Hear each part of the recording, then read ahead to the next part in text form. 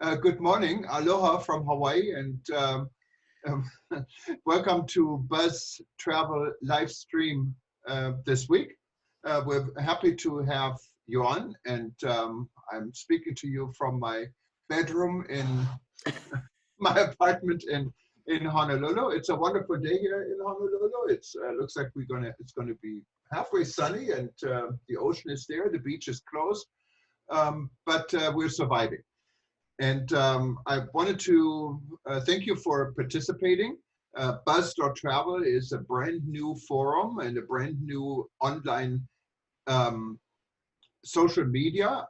I hope everyone already joined and you can tell a lot of your friends. It's directly and specifically designed for the travel and tourism industry worldwide. Once you sign up with Buzz.travel and everything works, you will be able to um, have access to all kinds of neat functions, and they're improved as we go.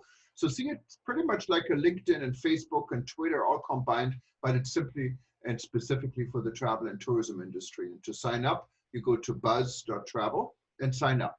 It's a joint venture with the World Travel Nation Group and our group, or this Travel News Group, also owner of eTurboNews, and I know a lot of you are reading us at eTurboNews, so welcome our readers. And today I like to introduce, and you see her already maybe on your screen, Dr. Elinor Garely. Elinor is a good friend.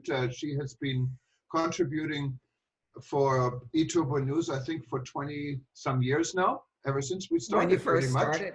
We went through September 11th together. We went through all the highlights.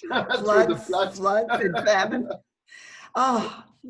So we're a big family here at eTurboNews, and Elinor is definitely an important and essential part of our family. We're here in faraway Hawaii. Elinor is always in the big city in New York, so I find it always fascinating to get her stories. And we like to have Elinor share her story with us. And because she's trapped in her apartment. Good morning, yes, I Elinor. am. Hi. Yes. We don't quite yet have the drones circling and peeking through our windows, but we anticipate that will happen any day now. The governor, fortunately, will try and keep those drones away, but the president has his own agenda. So at the moment, we are just discouraged from leaving our apartments and getting food delivered. The problem with the delivery is, I don't know if it happens in other parts of the universe, but the delivery people went on strike because they're not being well treated and they're not getting paid enough. And so if you go online to place your food order, you have to plan on getting the delivery in about 2 weeks.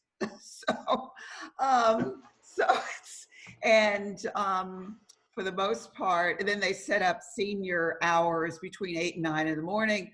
I don't know any senior in New York that's out and about by 8 o'clock in the morning unless they have a dog. So they clearly didn't set up that schedule to make us, to accommodate any of the seniors. But it is, there's been food on the shelves. And so far, the supplies are okay on the store shelves. The problem is online shopping. Like at Walmart yesterday, I tried to get some stuff like detergent and soap powder and I don't know, face masks and whatever. And it's like a competition. As the governor is competing for his ventilators, consumers are competing for Mr. Clean. So there were 3 left online, and then I realized I had forgotten something, and so I signed up for 1. By the time I got back, all the Mr. Clean were gone. So we're competing for detergents and face masks. Face masks won't be delivered until mid-May, and I'm hoping that it will be over by then. So I got a face shield instead of a mask. And that's what we're doing. I'm online shopping. But instead of clothes and cosmetics, I'm buying detergent and Rice Krispies. Well, that's wonderful. My writing about my grocery shopping is not anything I want to write about. I'd rather write about trends on you know, shoes and handbags and fur coats is what I'd rather write about. No, and of course, New York, you have so many people in one place. And New York is the epicenter of the virus right now. If not only in the United States, it may be the epicenter in the world. I think the only place where we have more problems than in New York per million, and there aren't any million, I think the #1 country is the Vatican. The #2 is San Marino, followed by New York and then Italy. So you are definitely in a zone where you shouldn't be outside and where these type of measurements are realistic. Don't you think so? Well, one of the problems is that our governor takes issues with the president, and then the president retaliates by making the governor's life even harder. So for the most part, if we want somebody in politics to give us something that approximates the truth, then we listen to the newscast by the governor. If we're looking for fantasy land, then we can go anywhere else. But the only real research is coming out of the medical journals, the medical and scientific journals. And so even though my background is not in science, I rely mostly on that original research in order to come up with what's new and what's true, because everybody, all the politicians are putting it through their own filter. Now, how do you evaluate the current situation from? I mean, you've been involved in this not only personally, but you also you read about it constantly. I know you're a person who reads almost every news source possible, so you get a lot of picture, and you have a lot of time right now. So tell me, how do you see what is going to be next? Well, I believe in the conspiracy theory, so I don't believe that anything is an accident and nothing is, and as they say on NCIS, nothing is a coincidence.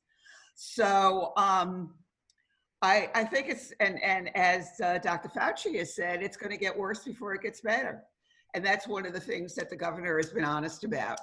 And that's why he's, put up all the tent city in Central Park and Javits, and has taken over ball fields in the other boroughs, because he sees his data. What he filters out to the consumer is one thing, but he's seeing the raw numbers, and he's not an alarmist.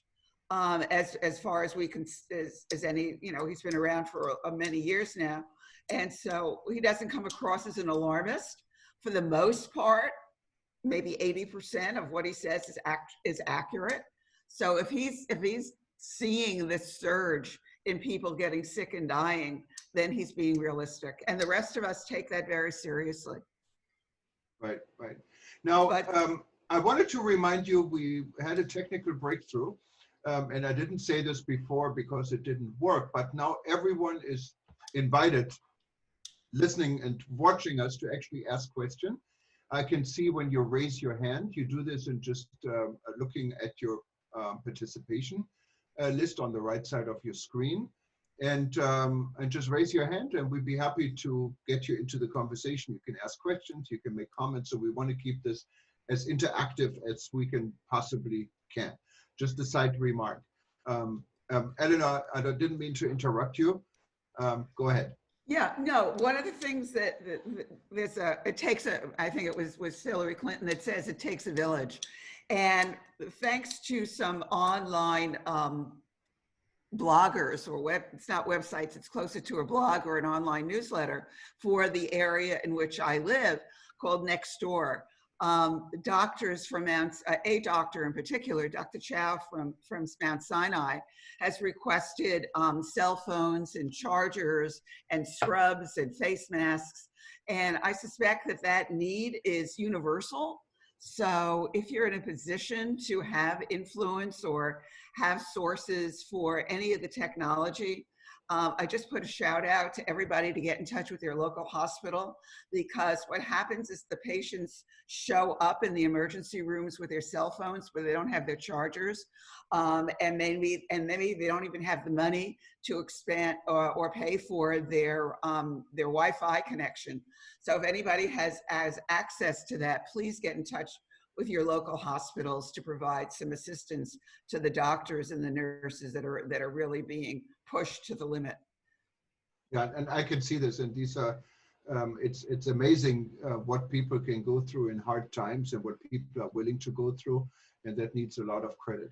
My nephew, who also lives in New York, yesterday sent me a video. He lives in Chelsea, I believe, in New York, and he sent me a video and told me as of Saturday, people are applauding every night. And he sent me a video, what's actually on eTurboNews, where you can hear everyone cheer. You have the same in your neighborhood, Elinor? Yeah, in certain neighborhoods, the apartment buildings are surrounding the hospitals. The residents are doing the same, and that's on the good side. The bad side is that we have these huge trucks that are refrigerated that are picking up the dead bodies, and these are, you know, huge trailer trucks that are showing up at various hospitals because they're dying like flies. I think they were dying every 9.5 minutes a day or so ago, and now the death rate has gone up even more. So there's no room in the morgues. There's no room anywhere for the bodies, and they're just putting them in these refrigerated cargo trucks in order to move the bodies out of the hospital. That is absolutely terrifying. It's absolutely terrible. Well, and I know in China they were doing they had crematoriums on wheels, and they were moving them into various neighborhoods. And I expect that that's going to be the next step in New York. Wow, absolutely incredible.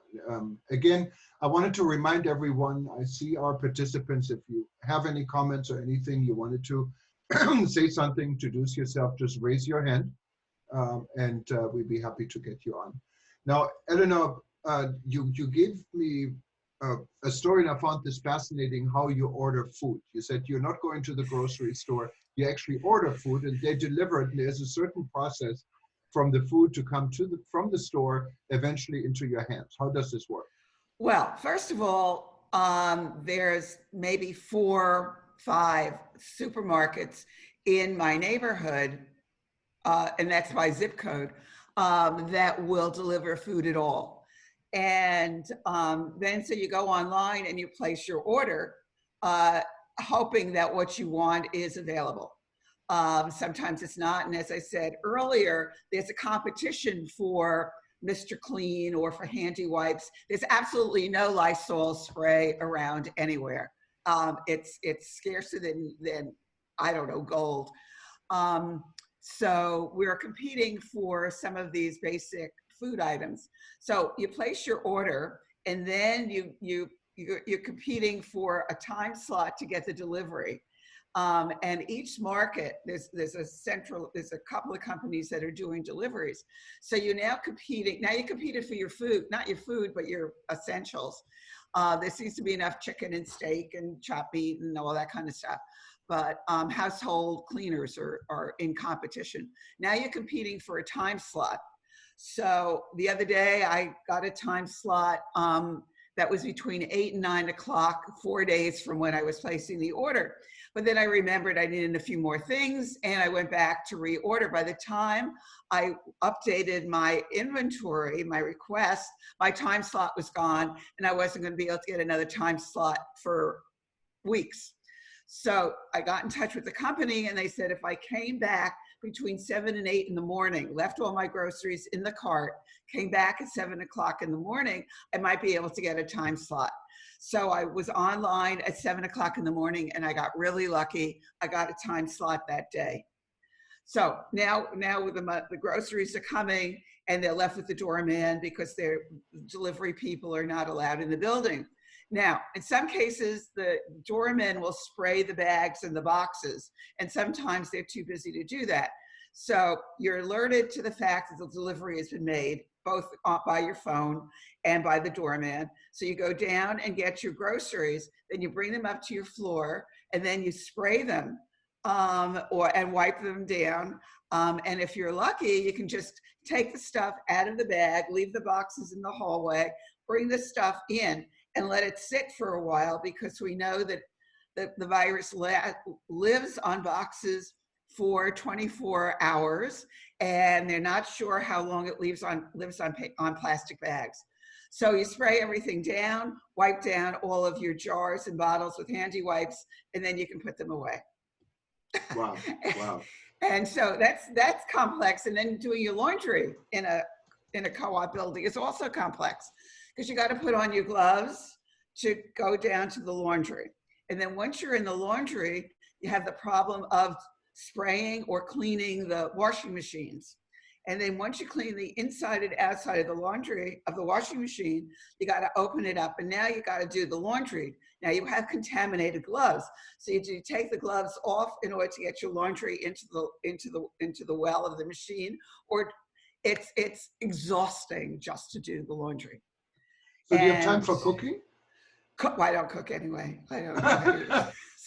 So I have lots of chicken soup and lots of chicken, and I have a hot pot. A hot pot. And I have a slow cooker, and that's what I use. Wow. Because just as I said to you before, I don't like to order out. Even though you can't eat in the restaurant, they do delivery. But I'm afraid that the people that are working in the kitchen may not be checked. So I think they're all typhoid Marys and carrying diseases. So I'd rather not even go there. Well, I mean, that definitely could be a concern. However, if I saw yesterday, and I saw some of the reports in regards to contaminated food, and it says there really is no danger, even if food was touched, the virus would pretty much not do any harm by the time you get the food. But this is the opinion, of course, from so-called experts, and we don't know what the outcome is. They also told us at the beginning of this that face masks were not necessary. So I said, well, this is going to be over shortly. The doctors are saying we don't need a face mask. So I didn't buy any face masks. Now, today, they're telling us that face masks should be used. And they're suggesting that even when the crisis is over, that we should be walking around the streets with face masks on. Wow. So no, do I believe any politician? Absolutely not. Do I believe the doctors? Some of the time. Now, when it comes to face masks, there is a real shortage of face masks, and people are getting creative in hand producing face masks. At least here in Hawaii, I know instead of producing T-shirts, they're now producing face masks. And I believe in New York, you have several incidents where people really stand up, and companies stand up and do something and try to do something to fulfill what our government should have had in place a long time ago. Isn't that true for New York? Well, the problem with the face masks, if you think about it, first of all, if you're using you can't some of them you can reuse. And those, you should use it and then wash it. You shouldn't, because once you touch it with even if you touch it with your hands. So you can't touch it with your hands, you have to put gloves on. So you put the gloves on your face mask, and then what do you do with it? Do you wash it? Do you throw it away? You just can't touch it. And so if you want to go take it off, you've now touched it. And so what do you do with it?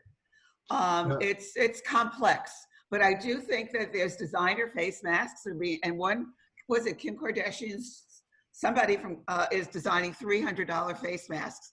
So I think that they're going to become a fashion statement when all of this is over. Now, we have Francesco Champagne, I believe is the name, if I can pronounce this.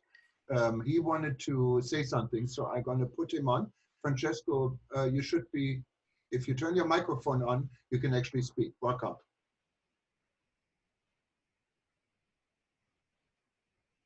I think, Francesco, your microphone is off. You need to turn it on from your end. Now, okay, I think you're on. Go ahead, Francesco. He said there's, oh,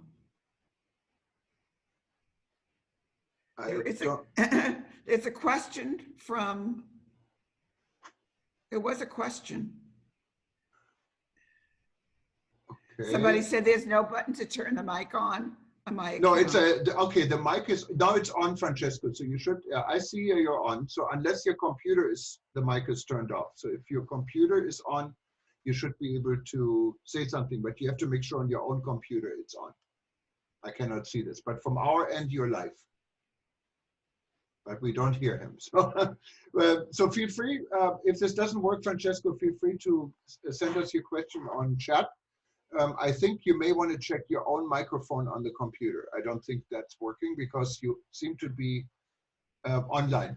Now, Elinor, you see there are some questions here from Paco Nunez, for example. I don't know if you see this on your chat or you want me to read it. Read it. Why don't you read it? Okay. Okay. Paco says, do you think the community or society at large will be the same? Always, though life is a relationship, and a win-win where everyone should win. Any thoughts? New York is the epicenter also of individualism, or not? Well, until now, we've become thanks to Hillary Clinton, we've become a village. People want to travel. I'm on a group on Facebook called Women Who Travel. And it's spans everybody from 18 to 108. And all of these women are anxious to start making reservations for destinations around the world. So is there a pent-up demand? Absolutely. Will people travel again? Of course. The problem and the challenge for anybody that's thinking about it is how they're going to remain safe. And how are you going to have a sense of security and cleanliness when you get on that airplane? When you get, I don't know about cruise ships. Just the thought of a cruise ship gives me the willies anyway. But certainly on an airplane, because we are so scrunched in like sardines, I think that we're going to need is traveling suits. Many years ago on one of the TV shows, there was a sequence where the fellow came back from wherever he was, running around town doing his chores, and he started to get undressed, and his roommate said, "Why are you getting undressed?" He said, "I had on my traveling suit." He said, "Now I'm going to wear my at-home clothes." So I think maybe we're all going to need these kind of spacesuit jumpsuits that we'll put on when we get on the airplane. Maybe they'll be paper or disposable or some kind of self-cleaning material. And then when we get off the plane, we'll be able to pack them and not worry about all the viruses. I think our standards and our awareness of health and safety will change.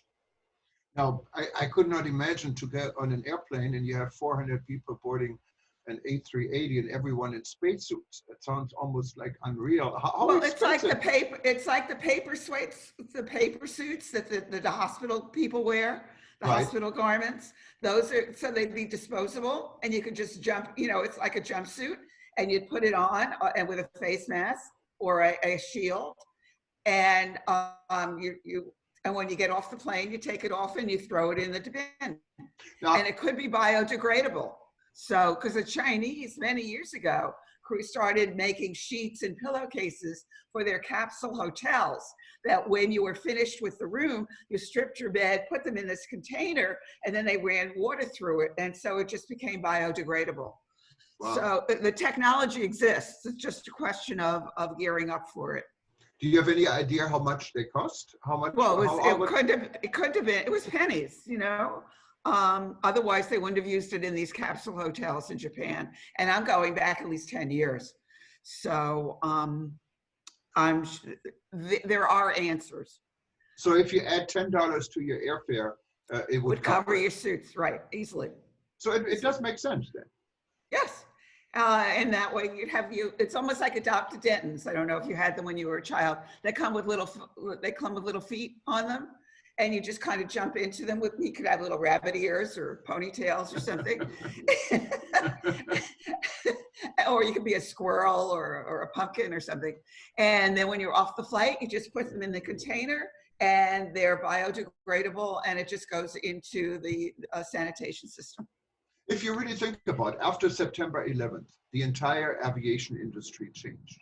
The sense of security changed. Before that, I remember the times when you could just go to the gate and pick up your relatives and friends right from the gate.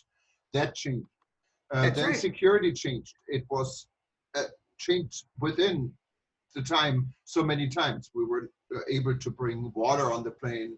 We bring our soda on the plane. We bought outside the security area. Now you have to buy it inside the security area because it seems to be more secure to have the Coca-Cola from there. So, and I wouldn't be surprised if exactly what you're saying would be the next change. So not only would we have to security, we have to jump into A protective clothes. A little suit. And there are surfaces, and I was in touch with the company maybe 5 or 7 years ago. All of the surfaces in all of our buildings, all of our apartments can be treated or made with a surface that doesn't retain viruses. But it costs a little bit more to use those biodynamic, for want of a better word, surfaces, and that's why they don't appear in our buildings. Also, copper kills germs on contact. And so if you read the architectural digest type magazines, or not the digest, it's a consumer magazine, but if you read the business to business magazines, you will see that the architects are already thinking about the various kinds of surfaces and materials that they're going to be adding to residential and commercial buildings. In addition, of course, there's a whole new need for senior living, and they're already thinking about that. And these kinds of surfaces that do not retain germs are now going to start to be introduced into these facilities. Wow. The technology exists. The technology exists for cleaning every hotel room and hospital room by ultralight. It's a little robot that goes around and puts this little light on everything, and all the germs are killed in a matter of seconds, nanoseconds. But the hospitals and the hotels have not wanted to buy the technology. And so maybe now they'll go for it, because that way you don't have to wipe down anything. It's all done by robot. And it would definitely be a lot cheaper than paying for what we're going through right now. Exactly. The technology exists. Now, when you look at the current present time and the situation of the aviation industry, it's mind-boggling how airlines would be able to stay in business after this. Well, if they put in the technology to clean all the bugs out of the entire aircraft, then it would not be a problem. But they don't accept unless you're in first class. They don't want to put in the fabric or the leather on the seats that will be fire retardant, because it would cost a little bit more money. There's no reason for people that are in a crash to die from fire.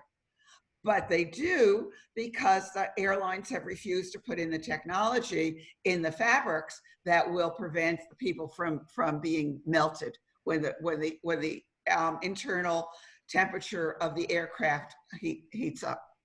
So do you think it's all about money? Yes. And weighing risk, saying, okay, this is a smaller risk, we're going to take that. That's right. Or this is a higher risk, we cannot take it. Collateral damage, exactly. Right.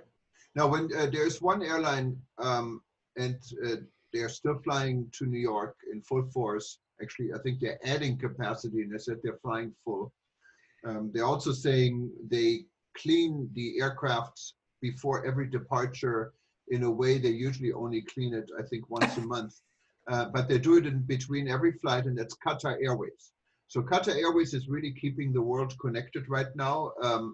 All the flights, as far as I know, from the US to Doha are operating with connections to India, to Africa, to Europe, you name it. Do you think an airline can really be safe during coronavirus? No. Because they're not taking the temperature and they're not doing a test on every passenger that gets on the plane. How many stories have we read over the last couple of weeks that somebody got on a plane and actually knew they had the virus and yet went on the plane and landed in Florida or wherever they were going? No, because we're not testing every person.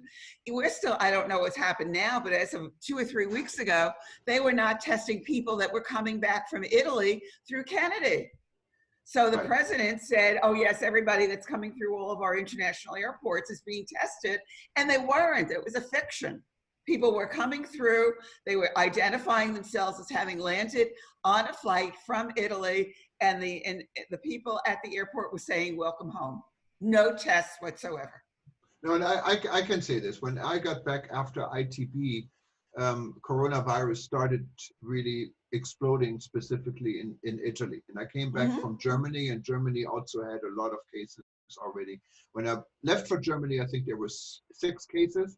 And I mean, when I left to go to Germany, 6 cases. When I came back the week after ITB, I don't know how many thousands of cases were already. And you weren't there. checked? I wasn't checked at all. I have global entry, so it's very simple. It took me 1 minute to go through customs immigration. No one asked me where I was coming from, where I was going, and how I feel.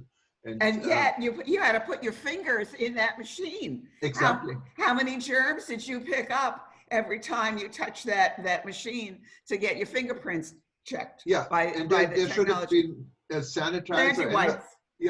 Wipes. And not only that, I'm also a member of CLEAR, a CLEAR system, and I'm a TSA pre-clear. And so I use the CLEAR line, and you put your finger on the touch screen. They're not using the technology. No. There's no sanitizer, and the material made from the screen does not instantly kill the bugs on your fingers. So it looks like we have to really revolutionize the way we operate after we hopefully. It's the same thing for hotels. I don't know how hotels are going to make the major changes that are necessary. Now, in preparation for being sick, which I hope I don't get, but I went out and sourced paper sheets. So they come like a big pad, and when you get sick, you can put these sheets on your bed, single and double, queen, king. And as you get sick, because here in New York, I'd have to go down to the laundry room. And of course, no one wants me going in the laundry room. So you just tear off the top piece of paper, and you dispose of it accordingly. You can do the same thing with pillowcases. So what we need to do is start looking at new ways of providing materials and providing services that are going to be clean and address the problem of germs and viruses. Absolutely. May I remind everyone again, this is buzz.travel. We are welcome on board. I know we have a few more participants, so anyone who wanted to sign up, and I urge you to do this, go to buzz.travel. Not only will you be able to participate at these videos, but also you'll be introduced to a brand new chat forum similar to LinkedIn and Facebook, but a lot better and a lot more targeted to the travel and tourism industry.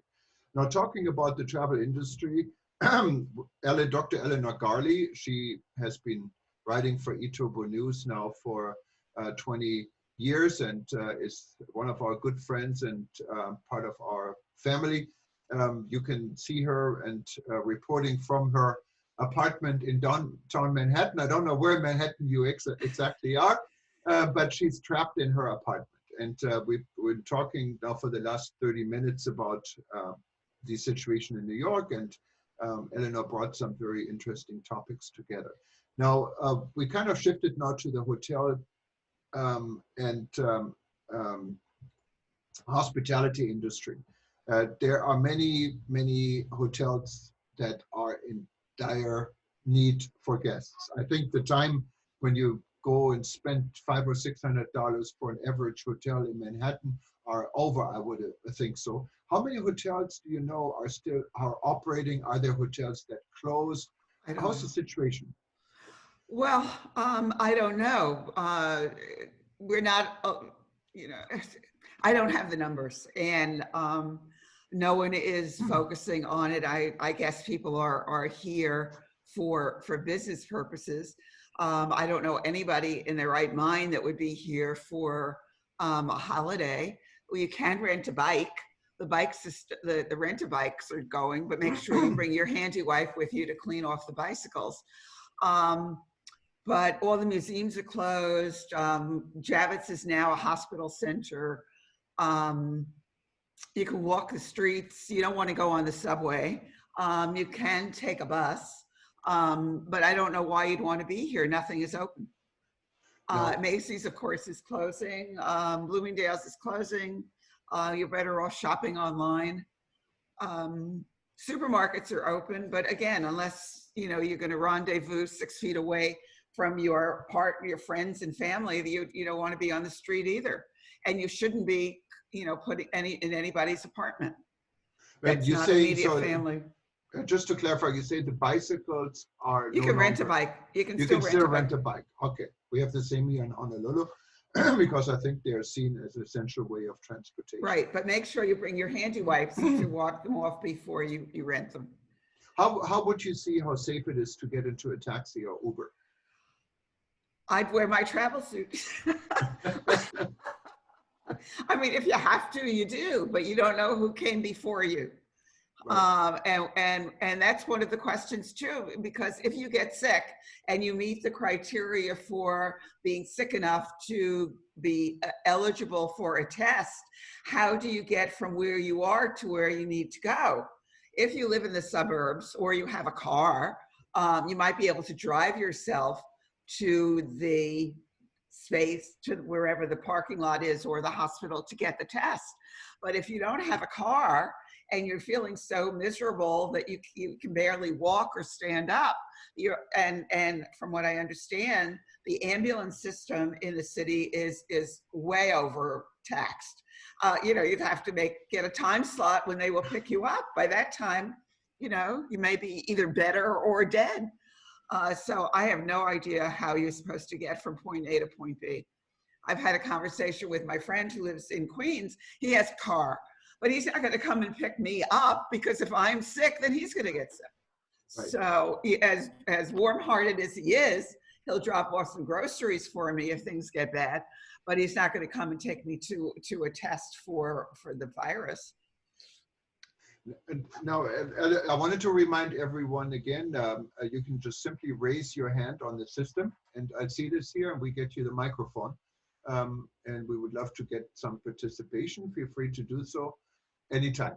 I know it always needs one to start. Once we get started, usually we get an interactive engagement. My screen here says it's mute.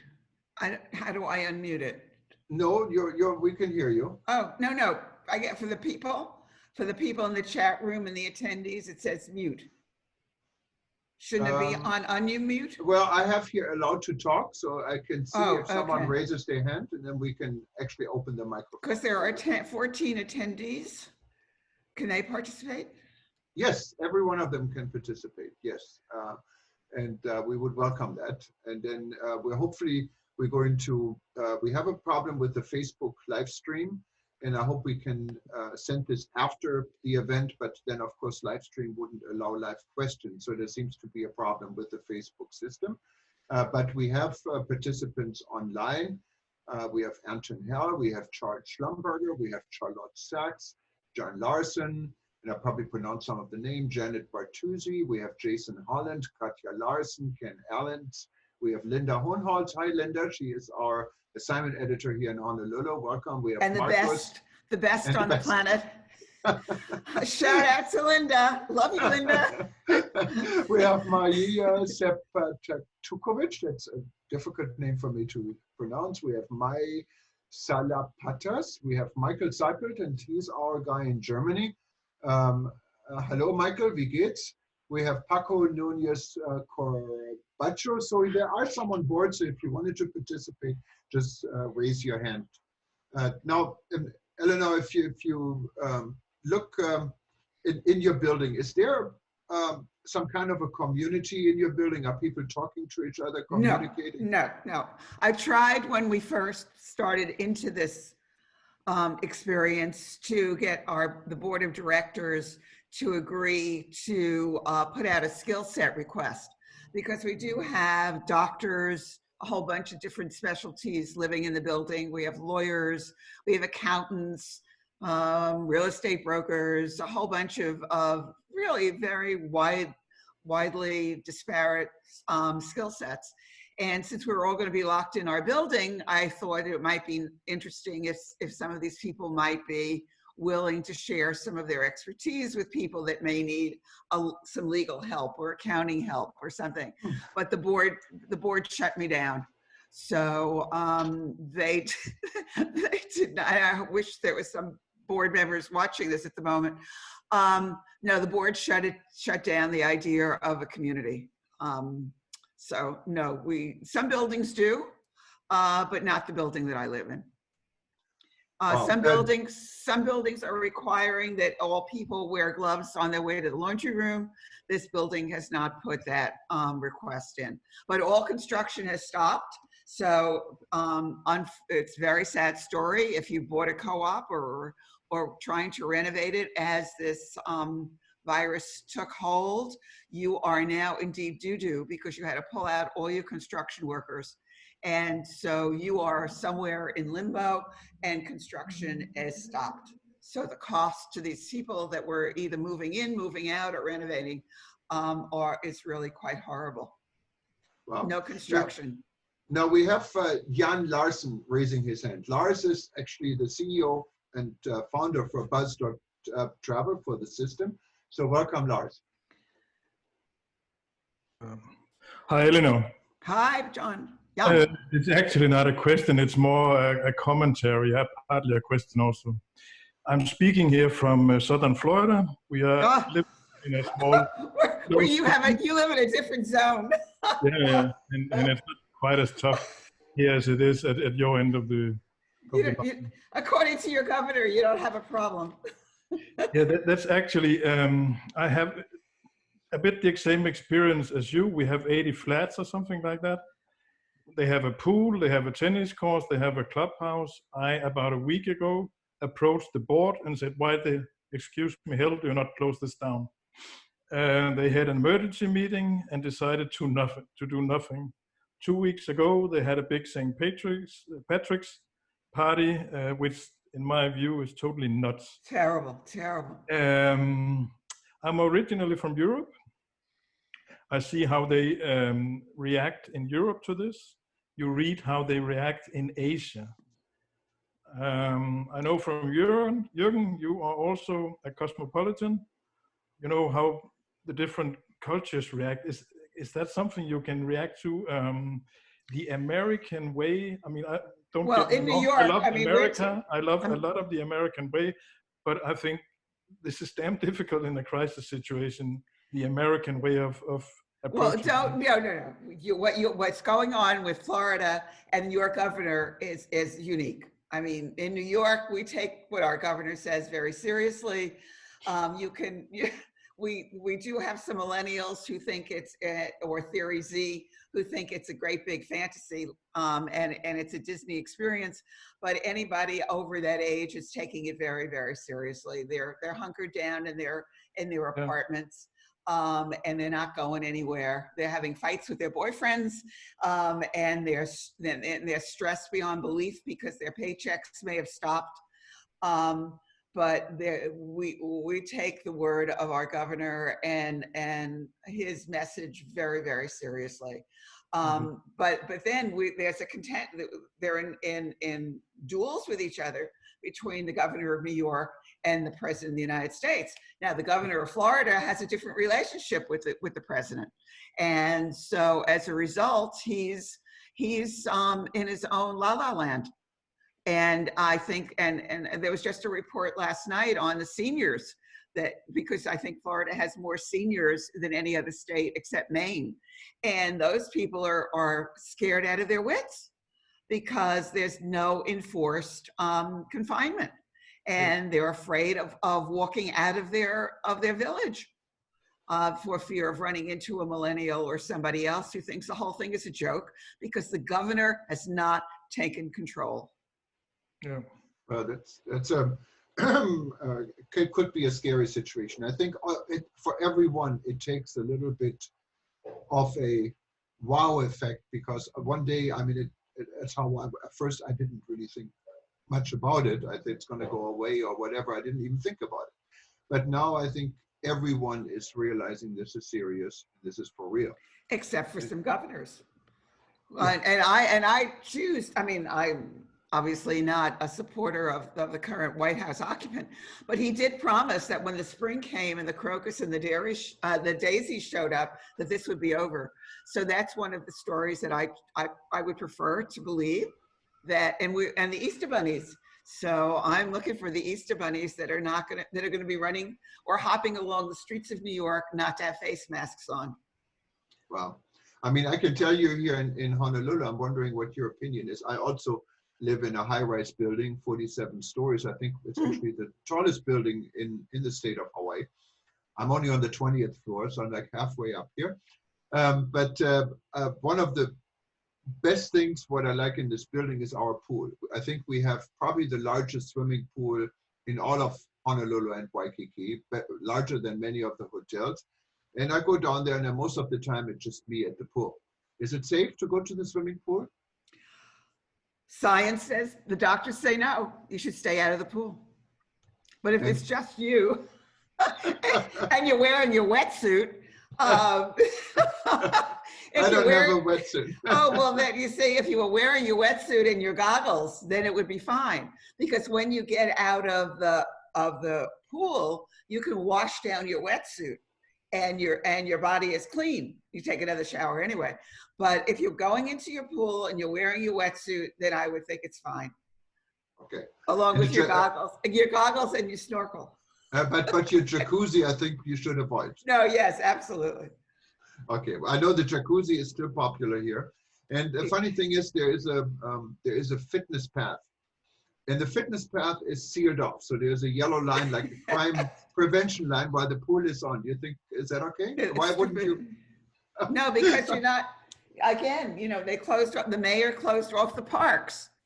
And he opened some streets, but he has those streets being patrolled by police people.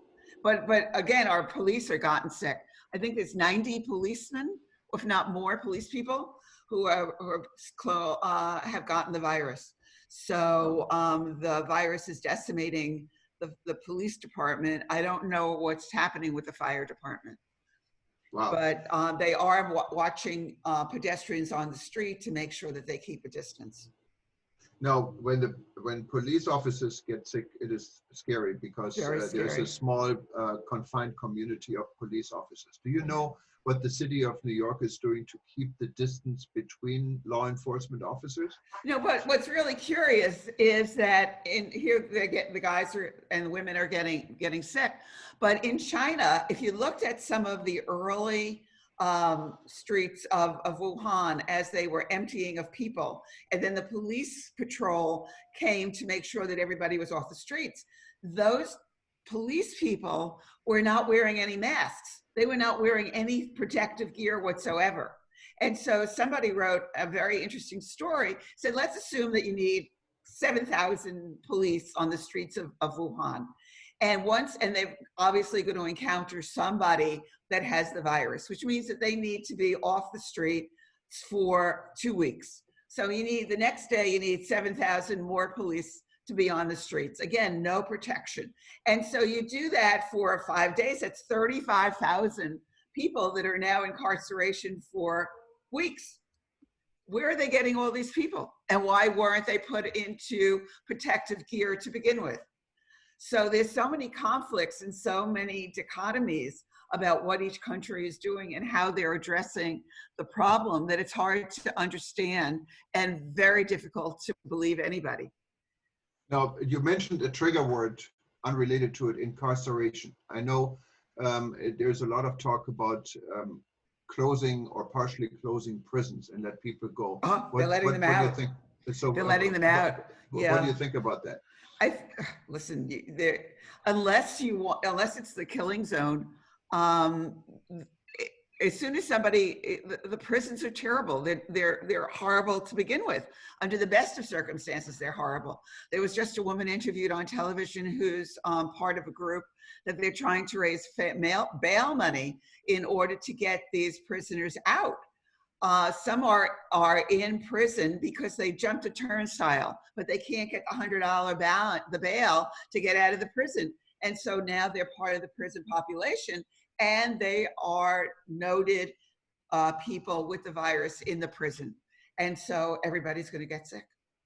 There's no way. They get a sliver of soap. There's no way to distance themselves. They're not getting clean sheets. They're not getting clean towels. There's no air. There's no air filtration. There's nothing. And so this group of volunteers is doing their best to get these people out of prison.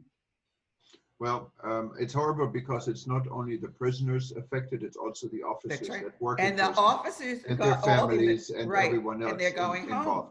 Involved. Exactly. And that's what's worrying about the doctors and all the hospital staff, is that when their shifts, and many of them are working 2 and 3 shifts, are over, they don't want to go home, because no matter how well they clean themselves, they're fearful that they're going to bring some of the virus home with them. So the Four Seasons in Wall Street has opened their hotel to the medical profession to give them places to sleep.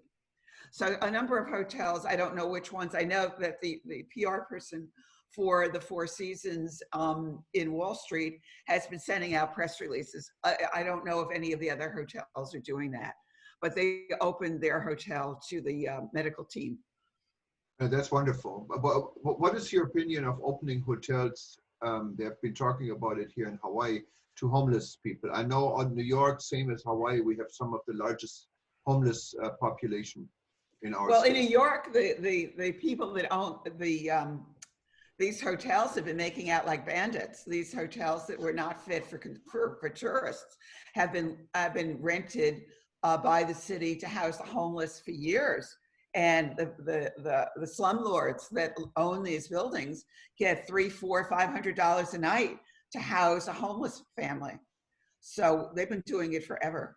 But if you're gonna, if you know, I don't. Again, the luxury hotels, the Four Seasons is my only example, are opening it up to the medical people. I think they should do that if they can find a way to keep their property clean. There was a report in New York about people who were staying in one of these hotels. I don't know whether it's the Four Seasons or some other hotels in Manhattan, and said they're starving because there is no food. There's no food in the hotel, and the grocery stores surrounding the hotels are closed. They don't know how to eat, so they're working 16-hour shifts in hospitals where they don't have time to eat, or there may not be enough food. Have you heard about this situation? No, because in New York, and they'll deliver whatever the restaurants are desperate to deliver. So even if it's not within walking distance, all they have to do is place a call and they can get the food delivered. And the supermarkets are open, the 7-Elevens are open, the coffee shops are open. So I don't know where these people might be. They may be in the suburbs, but if they're in the city or any of the major boroughs, there's lots of food, and the delivery services are what's keeping the restaurants in a cash flow. No, you said the coffee shops are open. That means people can go and sit inside, or is it? No, to take out. It's all takeaway. Take out. Okay. It's all takeaway. And that's the same thing. Now, in New York, of course, is always a trendsetter for anything in the world. So what's in next for New York? How do you think this is all? Where's this all going? I don't know. I think that this will influence, as I said earlier, I think it's going to influence fashion.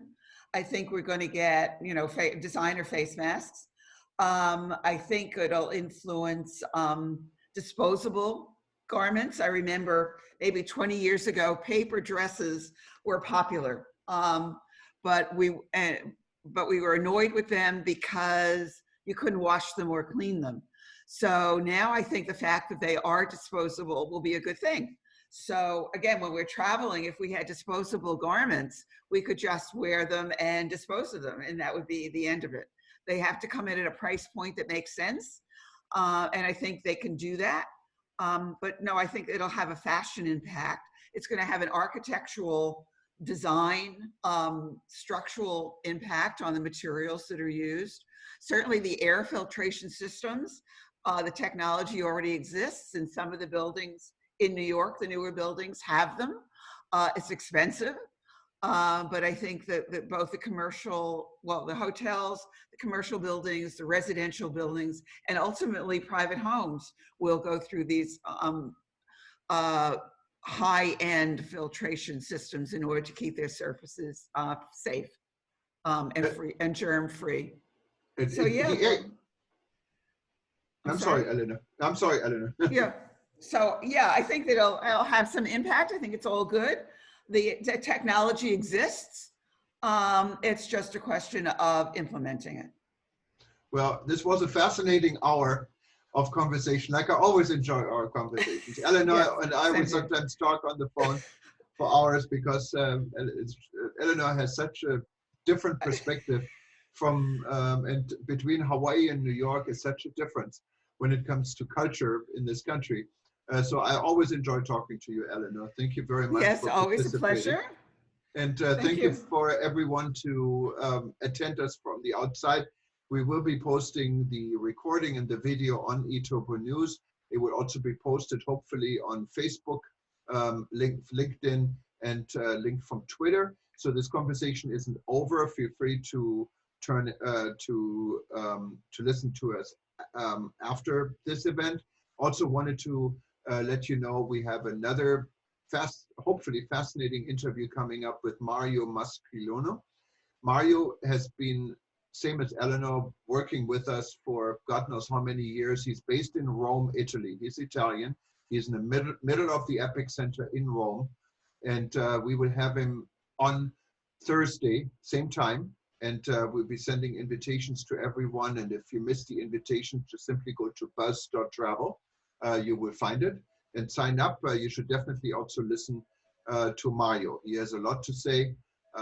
And he's trapped in his apartment in Rome. Again, thank you very much. Aloha from Hawaii. And every one of you, please keep safe, keep distance, and let's get through this alive and well. See you on the other side. Okay. Bye-bye.